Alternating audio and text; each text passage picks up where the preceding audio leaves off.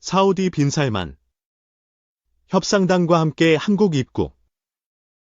KF-21 전투기 27조 원 계약 체결. 마하 1.98 슈퍼크루징. 로키드 마틴 후회.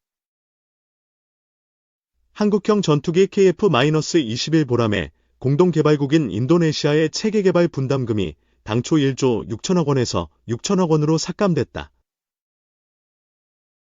이에 일각에서는 인도네시아가 먹고 튀기 가능성을 우려하는 시각이 나오고 있으나 방위사업청, 방사청과 한국항공우주산업, KAI은 사업의 연속성을 고려해 이를 수용하기로 해 주목된다.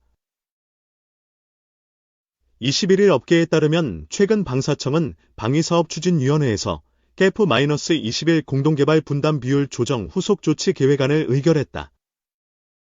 이에 인도네시아의 분담금이 1조 6천억 원에서 6천억 원으로 축소됐다. 무장을 제외한 KF-21 체계 개발비는 8조 1천억 원으로 지난 2016년 한국 정부와 인도네시아의 분담 비율은 각각 60%, 20%, 20%였다. 하지만 인도네시아 당국은 자금난을 이유로 분담금을 낮출 것을 제안했다. 이에 방사청은 인도네시아의 자금난을 감안해 협상을 마무리하고 사업의 성공적인 진행을 목표로 하고 있다. 방사청은 딘리형 전투기 양산 등 양국 협력관계 및 부족 재원 확보 가능성 등을 종합적으로 고려했다며 인리 측과의 분담금 협의를 잘 마무리해 국민의 눈높이에 맞게 사업이 성공적으로 종료될 수 있도록 할 것이라고 말했다. KF-21 공동개발의 의미와 양국의 협력관계를 고려했다는 입장이지만 일각에서는 재정적 약속 미행 등의 이유로 먹튀 우려를 제기하고 있다. 이에 업계에서는 개발비 부담 분담과 아세안 지역의 방산 시장 확대를 위해 인리와의 공동개발 유지가 필요하다는 입장이다. 업계는 양국 간 협력과 인리의 항공기 운용 성공이 KF-21 수출에 중요한 역할을 할 것으로 기대하고 있다. 업계 관계자는 KF-21은 인리와 공동으로 체계 개발 중이다. 올해 수교 51주년을 맞이한 인리와는 정부 차원에서 산업 국방 등 다양한 분야에 걸쳐 외교관계 협력이 깊고 우호적 관계를 유지하는 국가라고 밝혔다. 이어 인리는 KT-1, T-50 수출 신화의 시작을 달성한 의미 있는 국가다. 인리의 성공적 운용은 필리핀, 태국, 말레이시아 등 주변 국가들의 국산 항공기 도입으로 이어져 현재 F-50은 아세안 안보벨트의 핵심 기종으로 자리매김했다며 이렇듯 인리는 현재의 K방산 신화 시작의 상징적인 국가로서 KF-21까지 첫 수출 계약을 맺게 되면 수출 시장 마중물 역할을 하게 된다고 설명했다. 또 인리와의 첨단 전투기 공동개발의 의미는 개발비 충당 목적뿐만 아니라 48대 초도 물량 확보를 고려한 우리 정부의 대의적 결정이었다며 기존 훈련기와 다목적 전투기 시장은 항공 선진업체들이 진출하지 않은 블루오션이었으나 4, 5세대 전투기 시장은 매우 치열한 레드오션 경쟁 시장이라고 말했다. 그러면서 최근 당선된 프라보어 수비안토 인리 대통령도 KF-21 개발 참여와 협력, 48대 확보의 원만한 해결 의지를 지속해서 보이고 있다며 개발 분담금 이슈를 지혜롭게 해소해 개발 사업의 성공과 첫 수출 달성에 두 마리 토끼를 잡아야 한다고 덧붙였다. 윤 대통령 미국 신행정부와 북한 비핵화 달성 위해 계속 노력.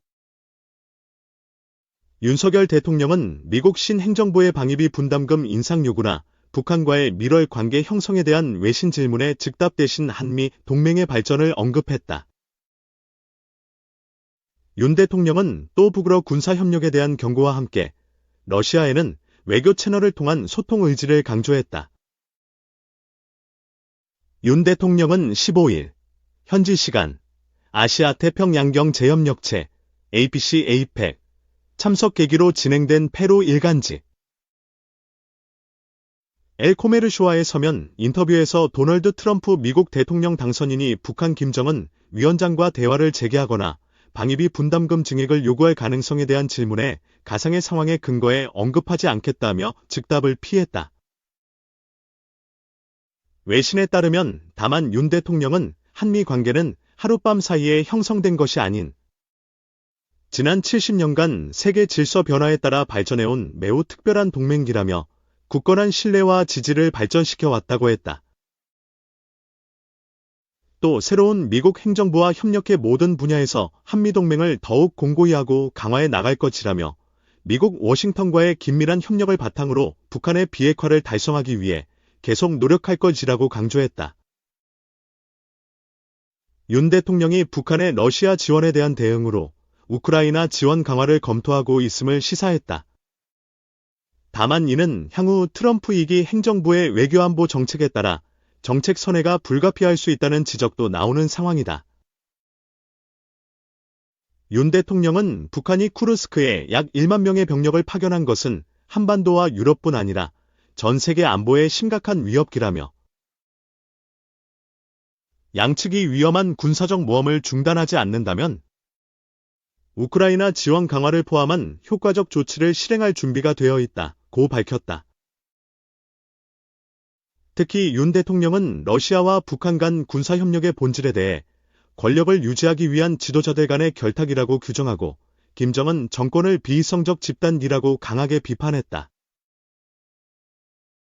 윤 대통령은 모스크바가 병력 파견의 대가로 평양에 민감한 군사기술을 이전하는 것들 우려하며 70년 이상 전투 경험이 없는 북한이 우크라이나에서 현대전 지식을 습득하여 이를 130만 명의 군대에 전수하는 것 역시 심각한 위협이라고 지적했다. 다만 러시아와의 관계에 대해 윤 대통령은 필요한 소통 채널을 유지하기 위한 외교적 노력을 계속하겠다고 밝혔다. 또한 중국과도 전략적 대화를 유지하면서 지역 안정에 기여하는 중국의 책임있는 역할을 기대한다고 덧붙였다. 윤 대통령은 이날 시진핑 중국 국가주석과 2년여 만에 정상회담을 개최한다. 3. 신광 테크놀러지 국내 최초 AI 기반 확장형 드론 통제 운용 쉘터 개발. 신광 테크놀러지가 국내 최초로 AI 기술을 적용한 확장형 드론 통제 운용 쉘터 개발에 성공하며 KDX 2024 대한민국 국제방위산업전시에서 이를 선보였다고 밝혔다. 이번 전시회에서 신광 테크놀러지의 혁신적인 기술력은 국방 및 방위산업계의 관심을 받았다. 현대전에서 AI 기반 무인기의 중요성이 부각되는 가운데 신광 테크놀러지가 개발한 드론 운용 쉘터는 지상 스테이션 역할을 수행하며 본부와 직접 통신의 드론을 원활하게 통제할 수 있도록 설계되었다. 특히 소형 전술 차량용으로 특허받은 확장 기술을 토대로 확장 가능한 구조를 채택해 차량 내에서 드론 이착륙이 가능하고 넓은 작업 공간을 확보해 다양한 임무에 대비할 수 있다. 해당 쉘터는 카메라와 무인 항공기 등을 통해 수집한 정보를 실시간으로 각 부대 및 지휘소에 전달하며 고성능 무인 시스템을 갖춘 지상 통제 시스템 수요 증가에 따라 국방 분야의 핵심 자산으로 자리매김할 전망이다. 신광 테크놀러지 관계자는 AI 기반 확장형 드론 통제 시스템 개발로 국방 사업의 새로운 영역을 개척하고 있다며 앞으로도 특수 목적 차량 제작과 같은 분야에서 기술력을 입증해 국내외 방산 시장을 선도하겠다고 전했다. 한편 신광 테크놀러지는 KDX 2024에서 이동전개형 의무 쉘터도 함께 공개했다. 이 의무 쉘터는 코로나19 초기 대국민 의료 지원 현장에 투입되어 문재인 전 대통령의 극찬을 받았으며 현재 사우디아라비아와 나이지리아 등 여러 국가에서 도입을 검토하고 있다. 이동전개형 의무 쉘터는 한 명이 30분 내에 리모컨으로 조작해 설치할 수 있어 신속한 응급처치와 치료가 가능하다. 일반 병원 수준의 의료시설과 15종의 첨단 의료 장비를 갖추고 있어 간단한 수술도 가능하며 자체 발전 시설을 통해 전력 공급이 어려운 야전에서도 안정적으로 의료 서비스를 제공한다. 4. 김정은 무인기 하루빨리 대량 생산, 러 협력 적극 이용. 김정은 북한 국무위원장이 무인기 성능시험 현장을 찾아 하루빨리 대량 생산하라고 지시했습니다. 북한이 러시아와의 협력 관계를 적극 활용해서 무인기 개발과 생산 능력을 한층 키우고 있다는 우려가 나옵니다. 유호윤 기자가 보도합니다. 화염과 함께 솟구친 북한 자폭형 무인기가 장갑차에 부딪혀 폭발합니다. 김정은 위원장이 무인항공기술연합체 산하연구소와 기업소들에서 생산한 각종 자폭 공격형 무인기들의 성능 시험을 현지에서 지도하셨습니다. 김정은 국무위원장은 무인기가 크고 작은 분쟁에서 명백한 성과를 내고 있다며 하루빨리 생산체계를 구축해 대량 생산에 들어가라고 지시했습니다. 구형 독일 차량을 폭파하는 모습도 공개했는데 무인기를 테러에도 사용할 수 있음을 의도적으로 보여준 거란 분석이 나옵니다. 북한이 공개한 무인기 중 일부는 날개 모양 등이 러시아 무인기와 닮아 러시아와 북한 사이 기술 협력 가능성이 제기됩니다. 앞서 젤렌스키 우크라이나 대통령은 KBS와의 인터뷰에서 북한 파견 노동자들이 러시아 무인기 공장에서 일할 것이라고 말했습니다. 러시아는 이란 정부가 제공한 샤헤드 드론의 생산 시설도 갖추고 있습니다. 그래서 북한이 군수 공장에서 특히 드론 관련 공장에서 일하며 경험을 쌓게 될 것입니다.